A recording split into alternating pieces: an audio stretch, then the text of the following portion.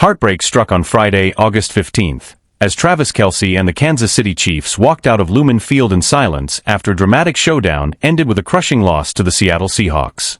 The atmosphere inside was nothing short of suffocating, with Seattle's infamous fire pit living up to its name as the deafening roar of the 12th man shook the stadium from the opening snap.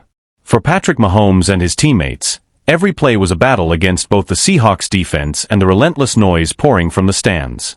The Chiefs entered with trademark swagger, Mahomes quickly targeting Kelce with sharp short passes, but Seattle's defensive wall proved unyielding. Linebackers and safeties swarmed Kelce on every route, refusing him the freedom to unleash the kind of explosive plays that have made him legendary. What unfolded was more than just a defeat. It was a reminder of how even the most dominant stars can be tested under the brutal lights of one of the NFL's loudest and most unforgiving arenas.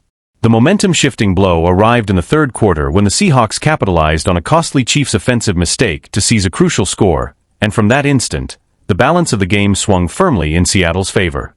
Kansas City fought desperately to rally back but squandered chance after chance, leaving vital points on the field. As the final whistle pierced the air, the scoreboard told the painful truth of the Chiefs' defeat. In the stands, a sea of Seattle fans erupted in euphoric celebration, while a scattered group of Chiefs supporters sat frozen in heartbreak, heads buried in disbelief. Through it all, Travis Kelce stood tall, embodying leadership under fire, proving yet again why he is considered one of the greatest tight ends in NFL history. His sharp routes and crucial receptions stretched the defense and opened windows for teammates, but even with his relentless effort, Seattle's suffocating coverage locked him down in pivotal moments, preventing the game-changing spark the Chiefs so desperately needed. Right after the final whistle, Travis Kelce lowered his head and made his way into the tunnel, a powerful moment caught on camera as he patted Patrick Mahomes' shoulder and shook his head softly, a gesture that blended regret with encouragement. One young teammate later told ESPN, "Travis is our heartbeat, he doesn't have to speak much.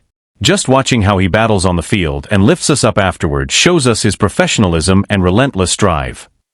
Despite his own disappointment, Kelce paused outside the locker room to greet young fans, signing autographs, flashing a warm smile, and waving before finally joining his teammates inside.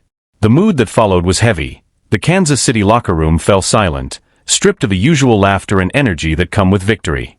Players spoke in hushed tones with coaches, reflecting on what had slipped away.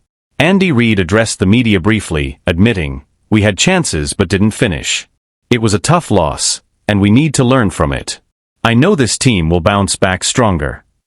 Patrick Mahomes, visibly frustrated but composed, echoed the sentiment, crediting Seattle's execution and vowing, "We'll study the tape, fix our mistakes, and get better immediately."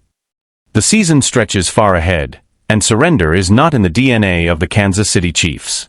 Yet just outside Lumen Field, the atmosphere painted two very different pictures. Seahawks fans poured into nearby bars, their cheers and celebrations echoing deep into the Seattle night after a statement victory. On the other side, Chiefs supporters, especially those who had traveled all the way from Kansas City, walked away in silence, their faces etched with disappointment. Among them, a woman proudly wearing Travis Kelce's number 87 jersey shared her feelings with reporters, saying, "Travis gave everything he had out there, but tonight just wasn't our night. Luck wasn't on."